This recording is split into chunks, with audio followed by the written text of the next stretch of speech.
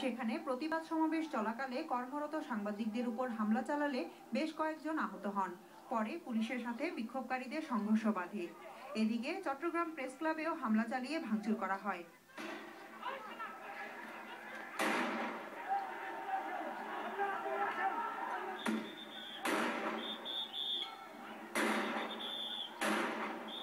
এ সময় আহত হয় এক পুলিশ সহ আরো এক সংবাদকর্মী।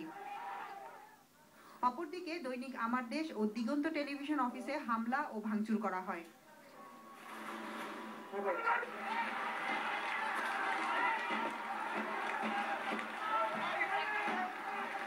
রাজশাহীতে জামায়াত শিবিরে নেতাকর্মীরা ৭১ মঞ্চ ভাঙচুর করে। এ সময় বিক্ষোভকারীরা পুলিশকে লক্ষ্য করে ইটপাটকেল নিক্ষেপ করলে জবাবে টিয়ার শেল ও রাবার বুলেট ছোড়ে পুলিশ।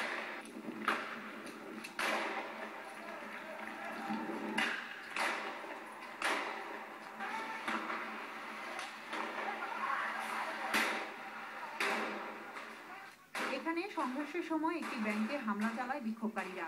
এছাড়া নগরীর লক্ষ্মীপুরে পুলিশের গুলিতে একজন আহত হয়।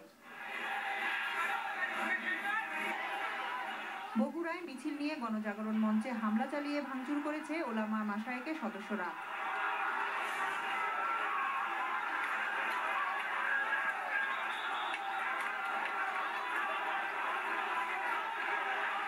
এ সময় পুলিশ টিয়ার শেল ও রাবার বুলেট নিক্ষেপ করলে অন্তত ২০ জন গুলিবিদ্ধ হয়।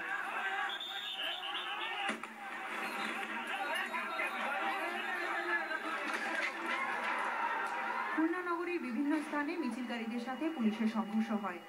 এ সময় পুলিশ বেশ কয়েক রাউন্ড টিয়ার শেল ও রাবার বুলেট নিক্ষেপ করে। এতে গুলিবিদ্ধ হয় বেশ কয়েকজন।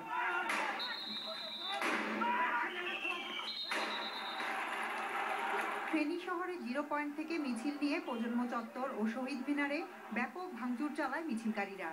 অপরদিকে গোডাউন কোয়ার্টার এলাকায় ইসলামী ব্যাংক সহ বেশ কয়েকটি প্রতিষ্ঠান ভাঙচুর করে একদল বিক্ষোভকারী।